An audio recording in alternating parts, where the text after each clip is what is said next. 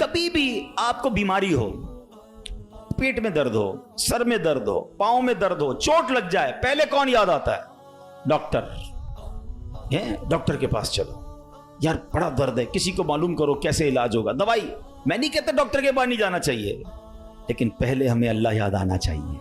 ए अल्लाह तू शिफा देने वाला है, करम कर दे मालिक। कारोबार में नुकसान हुआ, फैमिली में प्रॉब्लम हुआ, वॉट एवर प्रॉब्लम, सबसे पहले हमें दुनिया वाले, सोर्स हैं, वकील, पुलिस, ये याद आते हैं। होना ये चाहिए कि हमें खालिक के असबाब की ये तरफ लौ लगानी चाहिए, पहले अल्लाह करीम को पुकारना चाहिए। असबाब इख्तियार करना मना नहीं, मगर असबाब के चक्कर में, इस दुनिया के चक्कर में हम भूल गए उसे कि जो हल करने वाला है, जो मुश्किलें दूर करने वाला है, जो औलाद देने वाला है, जो मुसीबत टालने वाला है, उसकी तरफ जाते ही नहीं है। पूरा पूरा दिन दफ्तरों के धक्के खाते हैं, मगर 2 रकत पढ़कर उसकी बारगाह में सर नहीं झुकाते।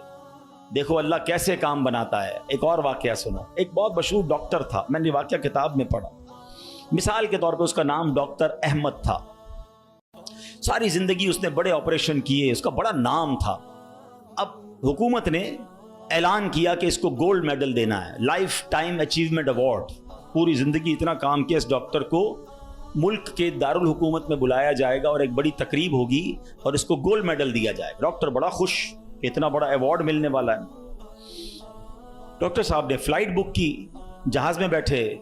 जैसे ही जहाज उड़ा तो कुछ देर के बाद जहाज, मौसम खराब हो गया और जहाज में कोई प्रॉब्लम हो गई, तो जहाज को रास्ते में किसी छोटे से एयरपोर्ट पर उतार लिया गया।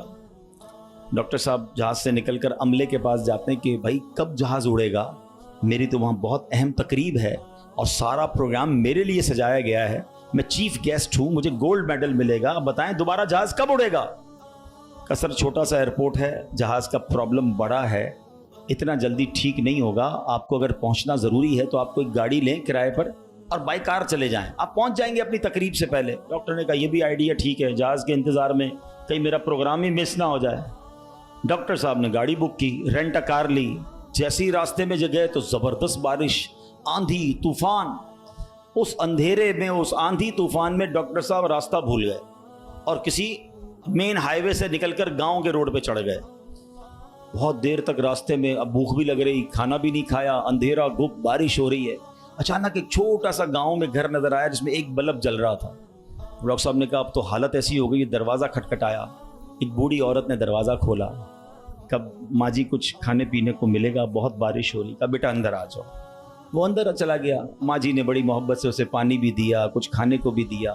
थोड़ी सांस में आई तो डॉक्टर ने देखा कि बराबर पे बिस्तर पर एक नौजवान लेटा हुआ था। कहा माँ जी ये कौन है? कहा बेटा मेरा बेटा है। क्या हो गया ऐसे? कहा इसको बहुत बड़ी बीमारी है। माँ जी इलाज क्यों नहीं करवाती?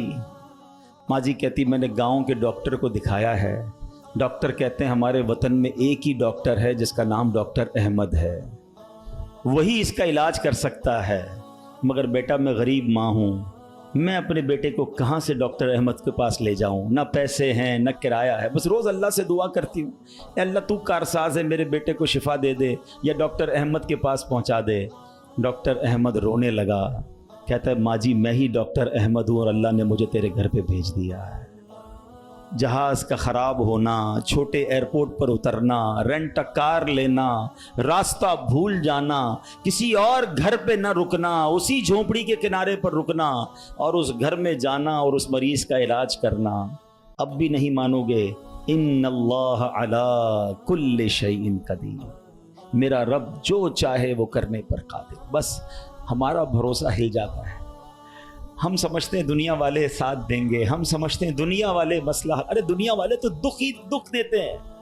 अपना प्रॉब्लम बताओ तो हंसते हैं, हमसे कहते फिक्र ना करो, दूसरों को बताते हैं देखो इसका ये मसला है, ये फलां काम के लिए आया था, हैं इतनी बड़ी बड़ी बातें करता है, इसका ये मसला है। हमारे मसले को एंजॉय करती है दुनिया, कौन साथ देता है आज? मगर जो हमारे ऐबों पर पर्दा डालने वाला, जो हमें बचपन से लेकर आज तक नवाजने वाला, जो हमारे गुनाह होने के बावजूद हमें अता करने वाला है, वो हमारा रब्बे करीम है। अरे जो हमारी माँ से ज्यादा हमें चाहने वाला है, हम उसे क्यों नहीं पुकारते, उसकी तरफ तवज्जो क्यों नहीं करते? हालांकि उसकी रहमत तो, उसके दरवाजे खुले हुए हैं, वो तो देना चाहता है।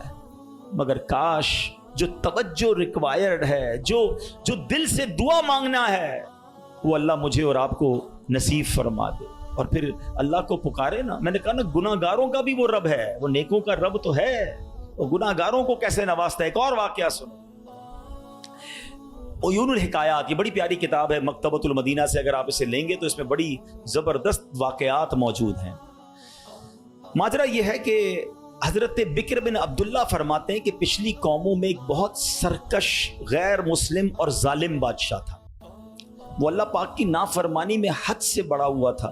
ایک مرتبہ ایک جنگ میں بادشاہ کو گرفتار کر لیا گیا۔ اب اتنا ظالم تھا کہ جنہوں نے گرفتار کیا تھا انہوں نے کہا اب اس ظالم بادشاہ کو تو تڑپا کے مارنا ہے۔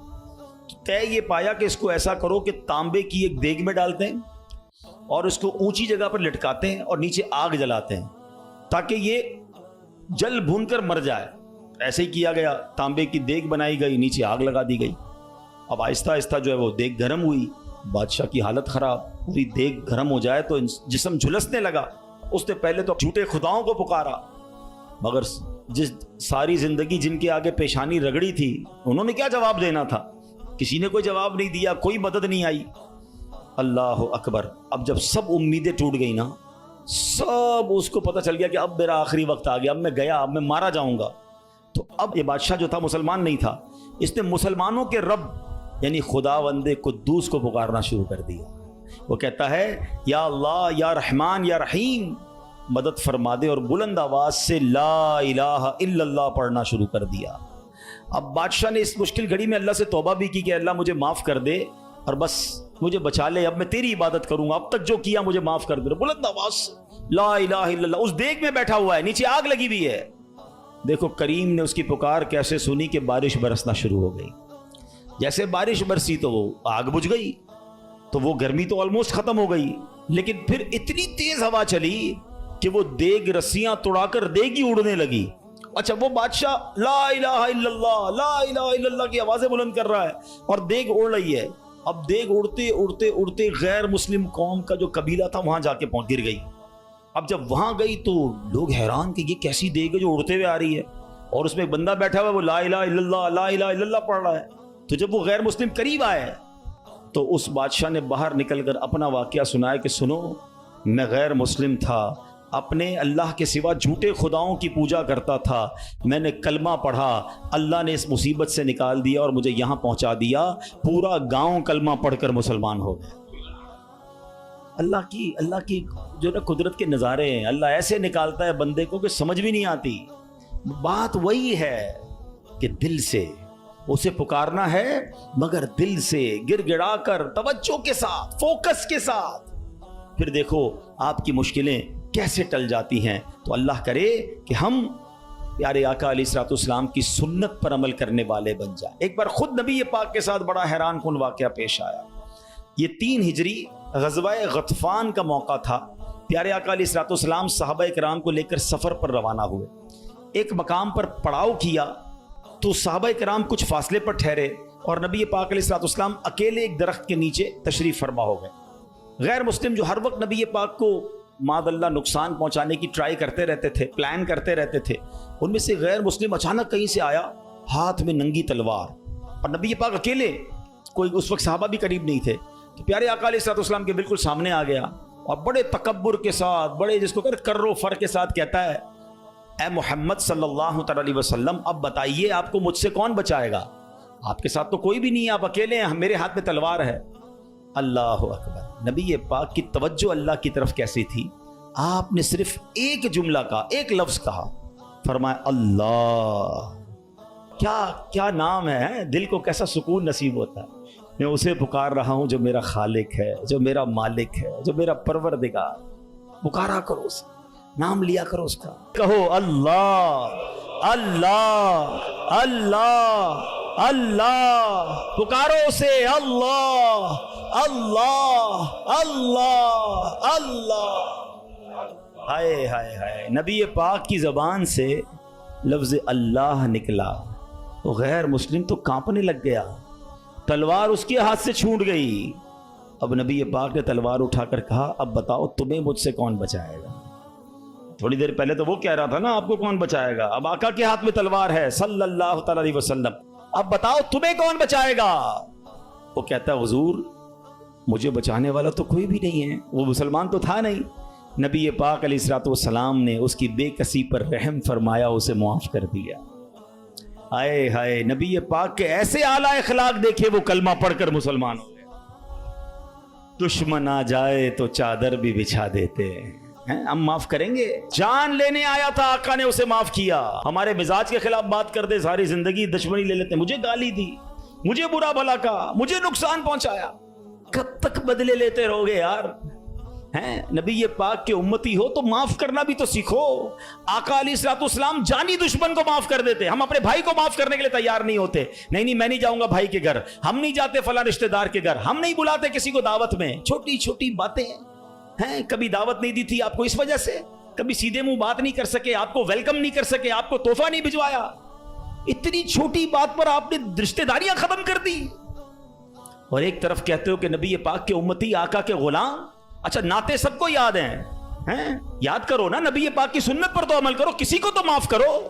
بندہ کہتا میں بتاتا ہوں، مجھے گالی دی ہے، اب میں بتاتا ہوں، وہ ایک گالی دیتا ہے، ادھر سے 7 گالیاں جاتی ہیں۔ اور صحیح بات یہی ہے، جو کہتا ہے میں بتاتا ہوں، وہ واقعی بتا دیتا ہے وہ کون ہے، اس کے اندر کتنا گند بھرا ہوا ہے۔ اگر وہ آپ کے ساتھ برا کر رہا ہے تو آپ کو کس نے اجازت دی ہے برا کرنے کی؟ ایک عجیب سا جملہ مشہور کر دیا گیا ہے کہ جناب ہم شریف کے ساتھ شریف ہیں، بدماش کے ساتھ بدماش ہیں۔ مجھے آج تک سمجھ نہیں آیا کون سا بٹن لگا ہوا ہے آپ کے اندر بھائی؟ شریف کے ساتھ شریف ہوتے ہو، بدماش آتا ہے آپ بھی بدماش بن جاتے ہو، تو پھر تو آپ بھی بدماش ہوئے نا بھائی۔ شریف آدمی شریف کے ساتھ شریف ہوتا ہے، بدماش کے ساتھ بھی شریف ہوتا ہے، تبھی تو بدماش کی اصلاح ہوگی نا، مسلمان ہوا نا یہ شخص۔ نبی پاک نے معاف کر دیا تو خدا را آقا کی سنت کو ادا کریں، اور جیسی بھی مشکل، جتنی بڑی مشکل ہو، آپ بس دعا کریں، اللہ کو پکاریں، اللہ کو یاد کریں، توجہ اللہ کی طرف جائے۔ اچھا ایک اور چیز، ایک اور ٹیسٹ کرتے ہیں، کوئی نقصان ہو گیا ہے، کوئی تکلیف ہو گیا، آپ ہماری ہم جس جنریشن کے، میں جس جنریشن کا ہوں، شاید اب تو ایسا نہیں ہے، جو بزرگ بیٹھے ہیں ان سے پوچھیں کہ ہماری مائیں یا ہماری نانی دادی بچے کو سلاتی تھیں تو ذکر اللہ کر کے سلاتی تھیں۔ آمینہ بی بی کے گلشن میں کیسے پڑھتی تھی؟ آمینہ بی بی کے گلشن میں آئی ہے تازہ بہار، پڑھتے ہیں صلی اللہ وسلم آج در و دیوار، نبی جی اللہ اللہ اللہ لا الہ ہو اللہ اللہ اللہ لا۔ رات بچے کو سلا رہے ہیں تو ذکر الہی ہو رہا ہے، نعتیں سنائی جا رہی ہیں، بچے کو کچھ لگ جائے تو حسبی اللہ یا اللہ خیر ہے۔ اب تو عجیب عجیب باتیں ہیں، رات کو موبائل پکڑا دیا ہاتھ میں، گانا دیکھتے ہوئے، میوزک دیکھتے ہوئے، کارٹون دیتے ہوئے، ابا بھی سو رہا ہے، بچہ بھی سو رہا ہے۔ صبح اٹھتے ہی بھائی وضو کروا کے فجر پڑھایا جاتا تھا، کلمہ پڑھایا جاتا تھا۔ مجھے اپنا یاد ہے کہ ہم جب چھوٹے تھے تو اسکول جانا ہوتا تھا، تو فجر کی نماز کے بعد پھر سو گئے، تو ہمارے اس وقت ریڈیو پاکستان پہ، جو میری عمر کے لوگوں کے ان کو پتا ہوگا، اب تو پتہ نہیں ہے، صبح 7 بجے جو ہے نا وہ درود پاک چلتا تھا، اللہم صلی علی سیدنا محمد النبی الامی وعلی آلہ وصحبہ مجھے یاد آ رہا ہوگا، یہ کنٹینیو چلتا تھا، تو والدہ وہ اس کو آن کر کے بڑی آواز کر دیتے تھے، تو خود ہی آنکھ کھل جاتی تھی، خود ہی اب درود سے اٹھایا جا رہا ہے۔ یہ انداز تھا ہمارے گھروں کا کہ صبح اٹھاتے وقت، رات سلاتے وقت، بچے گھر سے جا رہا ہے اللہ رسول کے حوالے، غوث پاک کے حوالے، یعنی ہماری ٹریننگ اس طرح ہوتی تھی کہ بات پر اللہ کا ذکر، اللہ کے رسول کا ذکر۔ اب تو کوئی تکلیف ہو، پتہ نہیں انگریزی میں پتہ نہیں کیا کیا آوازیں نکال رہے ہوتے ہیں، معاذ اللہ گالیاں منہ سے آ رہی ہوتی، لیکن ہے ہی نہیں، پہلے تو زبان سے یا اللہ خیر، فوراً ذکر الہی، یعنی ہماری ٹریننگ یہ ہوا کرتی، اور ہونی بھی یہی چاہیے مسلمان کی، کہ ہم تکلیف میں بھی۔ اچھا پھر ایک اور عجیب بات پتہ ہے کیا ہے؟ چلیں اب میں دوسری طرف لے آتا ہوں اپنی گفتگو کو کہ تکلیف میں تو ہم اللہ کو یاد کرتے ہیں، پھر تکلیف ختم ہو جائے تو پھر کہاں چلے جاتے ہیں؟ اچھا بعض اوقات پتہ ہے کہ اچانک مسجد میں کوئی نیا آدمی نظر آنے لگتا ہے نا، ٹوپی بھی پہنی ہوئی، ہاتھ میں تسبیح بھی ہے، بندہ کہے خیر تو یہ کدھر سے آیا بھائی، اور 5 نمازیں بھی پڑھ رہا ہے، بعض اوقات نماز سے بھی پہلے آ جاتا ہے، میں پوچھو خیر تو ہے، بس وہ والدہ ہاسپٹل میں ہیں یا فلاں پرابلم ہے، بہت اچھی بات ہے، میں خدا نہ خواستہ ڈسکریج نہیں کر رہا، مگر ادھر وہ پرابلم دور ہوئی، ادھر مریض ٹھیک ہوا، ادھر مسئلہ حل ہوا، وہ بندہ ہی غائب ہو گیا مسجد سے، تو یہ کیا ہے؟ ہم خوشی میں بھی اللہ کے بندے ہیں، ہم غم میں بھی اللہ کے بندے ہیں، ہم غموں میں بھی اسے پکاریں، ہم خوشی میں بھی اسے یاد رکھیں، اور یہ بات میں نہیں کہہ رہا، یہ اللہ کریم نے قرآن مجید فرقان حمید میں ارشاد فرمایا، اور یہ کافروں کی عادت اللہ نے ارشاد فرمائی۔ سنو، اللہ قرآن میں فرماتا ہے وَإِذَا مَسَّ الْإِنسَانَ الضُّرُّ دَعَانَا لِجَنبِهِ أَوْ قَاعِدًا أَوْ قَائِمًا، اللہ فرماتا ہے اور جب آدمی کو تکلیف پہنچتی ہے تو لیٹے ہوئے اور بیٹھے ہوئے اور کھڑے ہوئے ہر حالت میں ہم سے دعا کرتا ہے، بہت اچھی بات ہے، مگر آگے کیا ہوا؟ اللہ فرماتا ہے پھر جب ہم اس کی تکلیف دور کر دیتے ہیں تو یوں چل دیتا ہے گویا کبھی کسی تکلیف کے پہنچنے پر ہمیں پکارا ہی نہیں تھا، یاد ہی نہیں رہتا اللہ کا گھر۔ سچ بتاؤ ایسا ہم نہیں کرتے؟ پرابلم ہو تو گھر میں قرآن خوانی کراؤ، درود پاک کا ختم کرواؤ، امام صاحب کے پاس چلتے ہیں، دعا کرواتے ہیں، ذرا مسجد میں دعا کروانی ہے، ارے بھائی دعا کر دی، تمہارا مسئلہ حل ہو گیا، اب گئے کدھر؟ یہ اللہ پاک سے کیا تعلق بنا رہے ہو؟ ایسا نہ کریں۔ دیکھیں آپ اپنے انداز میں سمجھیں، میں بلا تمثیل سمجھا رہا ہوں، کوئی بندہ وہ ہے جو آپ سے جب ملتا ہے اپنے مطلب کے لیے ملتا ہے، بلکہ ایسے بھی لوگ ہوتے جب آتے سمجھ آ جاتی ہے یار کوئی کام ہی لے کر آیا ہوگا، اس کا کوئی مسئلہ اٹکا ہے نا تو آج چہرہ دکھایا ہے، تو اس بندے کی کیا عزت ہوتی ہے آپ کے پاس؟ اور ایک بندہ ہے جو روز ملتا ہے، محبت کرتا ہے آپ کے پاس آ کے بیٹھتا ہے، کبھی کبھی مسئلہ بھی بیان کر دیتا ہے، لیکن مسئلہ نہ بھی ہو تو آپ کے پاس ضرور آتا ہے، وہ دوست ہوتا ہے نا۔ فرق ہے نا، ایک مطلب کے وقت تمہارے پاس آتا ہے، ایک روز تمہارے ساتھ پاس آتا ہے۔ اب بلا تمثیل سمجھو، جو مطلب کے وقت اللہ کی بارگاہ میں جا رہا ہے، جو کسی مشکل کے وقت تو رب کے پاس جاتا ہے، اور جیسے ہی رب اپنے کرم سے مشکل آسان کر دے وہ غائب ہو جاتا ہے، تو ایسا نہ کیا کرو، اللہ کے گھر میں آیا کرو، مسجدوں میں بیٹھا کرو، نمازوں کی پابندی کیا کرو، اور اللہ کو ہر حال میں پکارا کرو، پھر دیکھو وہ رب کریم آپ کی کیسی مشکلیں آسان فرمائے گا۔ اور ہمارے اسلاف تو کس طرح اللہ کو غم میں یاد کیا کرتے، اللہ اکبر۔ ایک بار بڑا خوبصورت واقعہ پھر انشاءاللہ اپنا بیان میں ختم کرتا ہوں، ابو الحسن سری سکتی رحمۃ اللہ تعالی کا واقعہ۔ آپ کی خدمت میں ایک مرتبہ آپ کی ایک پڑوسن آئی اور عرض کرتی کہ اے ابو الحسن، رات میرے بچے کو سپاہی اٹھا کر لے گئے اور وہ اسے بڑی تکلیف دیں گے، آپ کچھ کیجئے، میرے بیٹے کے لیے سفارش کیجئے۔ پڑوسن کی فریاد سن کر سیدنا ابو الحسن نے کیا کیا، جانماز بچھائی یا کھڑے ہوئے اور خشوع و خضوع کے ساتھ نماز شروع کر دی۔ اب پڑوسن کہہ رہی میں ان سے سفارش کرانے آئی ہوں، بچہ میرا جیل میں ہے، پتہ نہیں کتنی پٹائی کریں گے اس کی، اور یہ حضرت نماز پڑھنے پہ لگ گئے۔ اچھا نماز بھی آپ نے بڑی طویل نا، مزیدار خشوع و خضوع سے پڑھ رہے ہیں۔ اچھا جب کافی دیر ہو گئی نا تو وہ عورت کہتی حضرت جلدی کریں، میرے بچے کو قید میں ڈالا ہوا ہے وہ، اور اس کی تکلیف پہنچائیں گے۔ آپ نے جلدی نہیں کیا، آپ نے سکون سے نماز پڑھی، اور جب نماز سے سلام پھیرا نا تو کہا اے میری بہن، تمہارا ہی تو معاملہ حل کروا رہا تھا، تمہارا مسئلہ ہی تو حل کر رہا تھا۔ ابھی یہ آپ نے کہا تو پڑوسن بھاگتی بھی، اس کی بچی بھاگتی ہوئی، امی گھر آ جائیں، بھائی آ گیا واپس، بیٹا گھر آ گیا۔ آپ نے کہا میں وہی تو مسئلہ حل کر رہا تھا، جدھر سے حل ہونا ہے ادھر آپ نے رجوع کر لیا، یہ طریقہ بتا دیا ہمیں۔ پرابلم ہونا وضو کریں اور 2 رکعت صلاۃ الحاجات پڑھیں، ہاں اللہ کے پاس، یا اللہ تیری بارگاہ میں آ گیا ہوں، جو پرابلم ہے، آپ کی رپورٹ غلط آ گئی ہے، آپ کی ڈاکٹر کہتا ہے پرابلم ہے، آپ کو جناب کوئی قرضے کا مسئلہ آ گیا ہے، کوئی بھی پرابلم، مال خراب ہو گیا ہے، 2 رکعت پڑھیں، کسی کے پاس پہلے نہ جاؤ، پہلے اللہ کے پاس، اللہ بھیجے گا آپ کو، اللہ آپ کے پاس راستے بنائے گا۔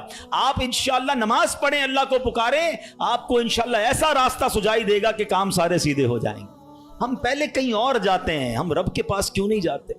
ہم سب کے پاس جاتے ہیں، ہم رب کے پاس نہیں جاتے، ہم سب پر بھروسہ کرتے ہیں، ہم رب پر بھروسہ نہیں کرتے۔ آج کے اس بیان میں ایک بات سیکھ کر جانا ہے کہ میری مشکلوں کو حل کرنے والا کون ہے؟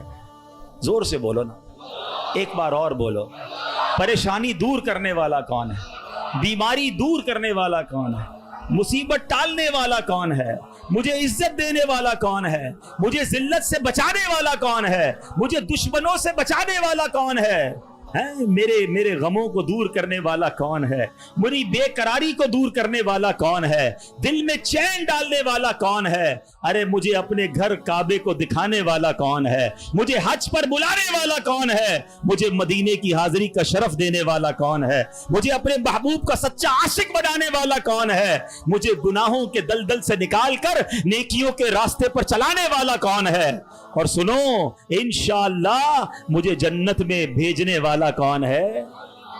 फिर जब सब देना उसने है, सब मिलना उससे है, फिर क्यों जाते हो उधर? उसका दर थाम लो, उससे मोहब्बत करो, उस पर यकीन करो और उसे पुकारो। मैंने आज आपको कुरान के जरिए, हदीस के जरिए, वाकयात के जरिए समझाया कि जब जब उसे पुकारा गया है उसने अपने करम के दरवाजे खोले हैं और उसने मुसीबतों को हल कर दिया। हाँ, कभी कभी ऐसा जरूर होता है कि मैं जो मांगूं वो मुझे नहीं मिलता, मैं जो मांगूं उसमें लेट हो जाता है। अब उसमें शैतान दिमाग में ख्यालात डालता है कि सारी बातें तो मौलाना साहब ने कर दी, मगर मैं तो बहुत सालों से दुआ कर रहा हूँ, मेरा तो मसला ही हल नहीं हो रहा। मैं तो रो रो के दुआ भी करता हूँ, तहज्जुद में भी दुआ की, काबे के सामने जाकर भी दुआ करके आया, फलां बहुत बड़ी नेक शख्सियत से भी दुआ कराई। हाँ, अब ये वसवसा भी आज समझ लो, इसको हल कर लेते हैं ना। अल्लाह से हर हाल में मोहब्बत करनी है, ठीक है। अब इसके बहुत सारे जवाब बन सकते हैं। पहले तो मैं आपको एक हदीस सुना देता हूँ ताकि आपको तसल्ली हो जाए। हदीस पाक में आता है जिसका मजमून है कि जब कोई फाजिर, फासिक, गुनाहगार, काफिर अल्लाह को पुकारता है ना, तो अल्लाह फरिश्तों को फरमाता है इसका काम जल्दी कर दो, मुझे इसकी आवाज़ पसंद नहीं आ रही है। और जब कोई अल्लाह का प्यारा उसे पुकारता है ना, अल्लाह फरिश्तों से फरमाता है अभी इसका काम ना करना, इसको और पुकारने दो, मुझे इसका पुकारना पसंद आ रहा है। सच बताओ ना, मैं मांगूं और मुझे मिल जाए ये अच्छा है, या कभी जिंदगी में तो कोई एक ऐसी दुआ कर लूं कि अल्लाह जिब्रील से फरमाए कि ऐ जिब्रील इसका काम ना करना, इसको और पुकारने दो, इसको और गिड़गिड़ाने दो, मुझे इसका गिड़गिड़ाना पसंद आ रहा है। मेरी तो जिंदगी वसूल हो गई ना कि मेरा पुकारना अगर रब को पसंद आ रहा है तो मुझे और क्या चाहिए। वो पंजाबी शायर कहते ना, जे सोना मेरे दुख विच राजी, मैं सुख नू चुल्ले पावा। फिर मुझे करना क्या है सुख को, अगर मेरा मालिक मेरे दुख में राजी है। अरे रब राजी है तो सब राजी है। पहले तो ये यकीन लाओ ना अपने अंदर। फिर दूसरी बात, चलो लॉजिकली, एक तो हदीस सुना दी, ताखीर में वावेला ना किया करो, क्या मालूम तुम्हारे लिए अल्लाह की तरफ से कुछ और इससे अच्छा लिखा हो। और एक लॉजिकली बात भी समझ लो ताकि आइंदा दुआ में ताखीर हो तो अल्लाह से शिकवा मत करना, अल्लाह से दूर मत भाग जाना, मोहब्बत में कमी ना आने देना, भरोसे में कमी ना आने देना। आपके घर में कोई बच्चा हो, उसको बुखार हो जाए, ठीक है ना, खांसी भी हो रही है, वायरल हो गया है, और वो रो रहा है मुझे आइसक्रीम खानी है, आप खिलाएंगे? जवाब दीजिए। अच्छा, वो क्या ठंडा पानी जूस पीना है, पिलाएंगे? अच्छा, वो रोने लग जाए, खूब रोए, जिद करे, आपका एक दोस्त भी बराबर में बैठा हो, कहा यार कैसे जालिम बाप हो, आपका बच्चा रो रहा है, खिला दो ना आइसक्रीम, जूस पिला दो, क्या जाता है? क्या जवाब दोगे? दोस्त के कहने पे पिला दोगे? आप कहेंगे भाई मैं इसका वालिद हूं, मुझे पता है कि मुझे कब इसको क्या देना है। ऐसा ही है ना, तुम वालिद हो, तुम्हें पता है बच्चे को कब क्या देना है। मेरे मालिक को नहीं पता कब मुझे क्या देना है। मैं रो रहा हूं नहीं दे रहा, मैं गिड़गिड़ा रहा हूं नहीं दे रहा, मैं इल्तिजा कर रहा हूं नहीं दे रहा। अरे मान लो ना कि अगर वो नहीं दे रहा तो यही मेरे लिए बेहतर है। जिस दिन ये यकीन आ गया ना तुम्हें, फिर दुआ का मजा ही और होगा, फिर अल्लाह की मोहब्बत का अंदाज ही और होगा। काम हो जाए तब भी या अल्लाह तेरा शुक्र, काम नहीं हो तब भी या अल्लाह तेरा शुक्र। तो बहरहाल मेरे प्यारे इस्लामी भाइयों, ये खूबसूरत माहौल है दावत इस्लामी का जो हमें अल्लाह के करीब करता है, अल्लाह के हबीब अलैहिस्सलाम के करीब करता है, सहाबा, अहले बैत और औलिया के करीब करता है, रब की मोहब्बत हमारे दिलों में डालता है। तो ऐ मेरे प्यारे इस्लामी भाइयों, इस माहौल से वाबस्ता रहें, इज्तिमात में आते रहें, दावत इस्लामी के मदनी काफ़िलों में सफ़र करें, तो इंशाअल्लाह मोहब्बत इलाही में इजाफ़ा होता रहेगा। आज अल्लाह से हम दुआ करते हैं कि अल्लाह हमें अपना सच्चा दोस्त बना ले, अपना पक्का भरोसा नसीब फरमा दे और हमें गुनाहों भरी जिंदगी से नजात अता फरमाए। मेरे आमाल की इस्लाह करम से